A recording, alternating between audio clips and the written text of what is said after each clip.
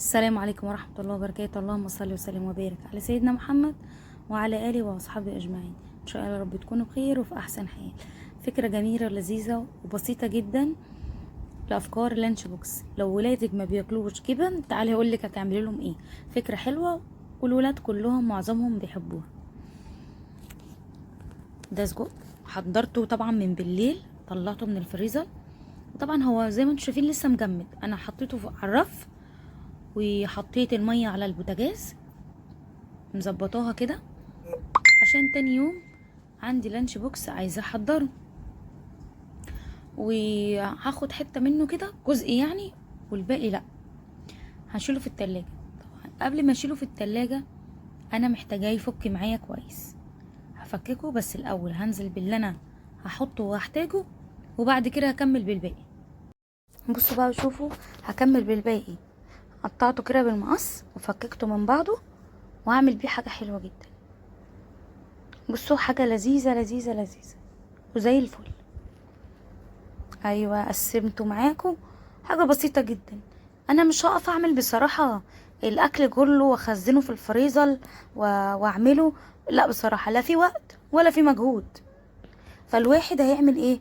هيسهل على نفسه شويه، وهيقسم الحاجه اللي هو محتاجها على قد احتياجها. مش هفضل اجمد الحاجه وارجع افكها وارجع اجمدها وارجع افكها. كل ده هيبقى صعب وكل ده هيبقى تعب جامد. احنا هنعمل واحده واحده وبالراحه كده.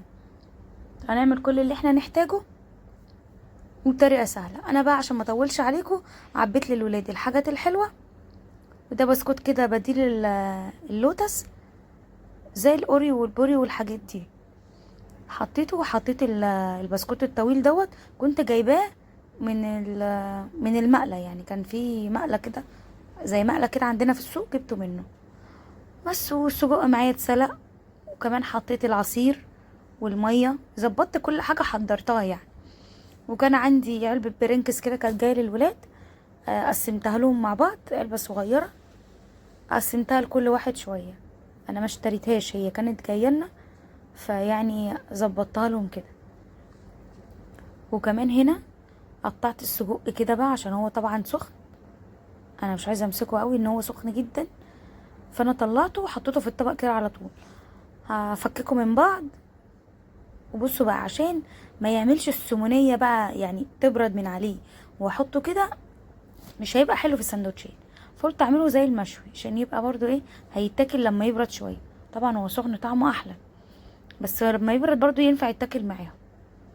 اللهم صل على النبي. حطيت الطاسه فاضيه وحطيته فيها ياخد بس ايه، صدمه نار كده يعني. هعلي النار شويه واديله زي صدمه. هقلب بقى يمين وشمال كده لحد ما يتظبط معايا بالشكل ده كده، وهيبقى جميل. بصوا الشكل اللي هياخده، هيبقى ليه بصمه من تحت.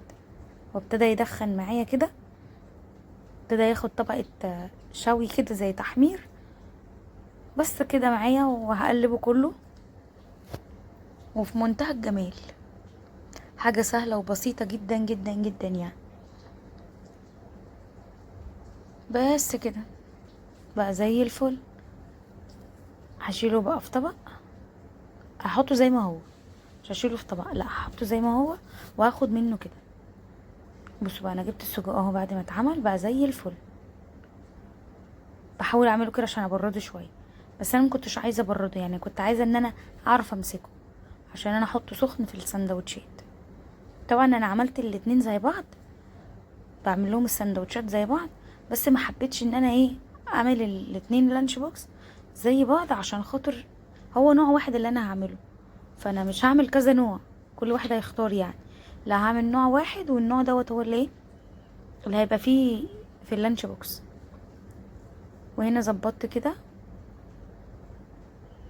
السجق، مش كله بيبقى مقاس واحد يعني. فانا ظبطته كده وبألف هنا وشفا، كان كويس وكان حلو.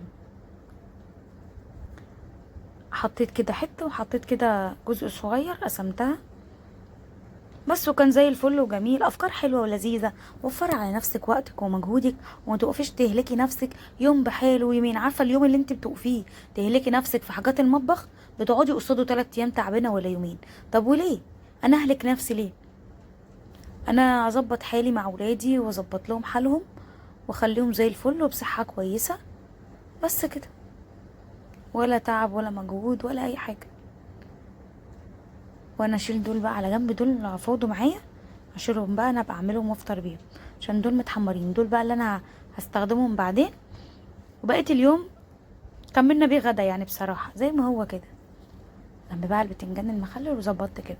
كده خلاص اللانش بوكس معايا في بونبوني وفي شيبسي وفي عصير، في حاجات حلوة وفي مية طبعا. لازم نحضر لهم جنب اللانش بوكس البوتك بتاعتهم بتبقى حلوة وبسيطة. مية ساقعة متشبرة، ساعات الجو بيبقى حر في المدرسة، لسه الشتا ما دخلتش علينا، فبيبقى ايه محتاجين ياخدوا مية معاهم مرطبة. بلاش المية الساقعة قوي فيها تلج، بلاش نحط حاجة ملهاش لازمة. لازم يبقى في حاجات صحية وحاجات مش صحية، عشان الولاد طبعا بيموتوا في اي حاجة مش صحية. بس الاكلات تبقى سهلة وبسيطة وخفيفة، وان شاء الله اشوفكم على خير في فيديو جديد بأمر الله.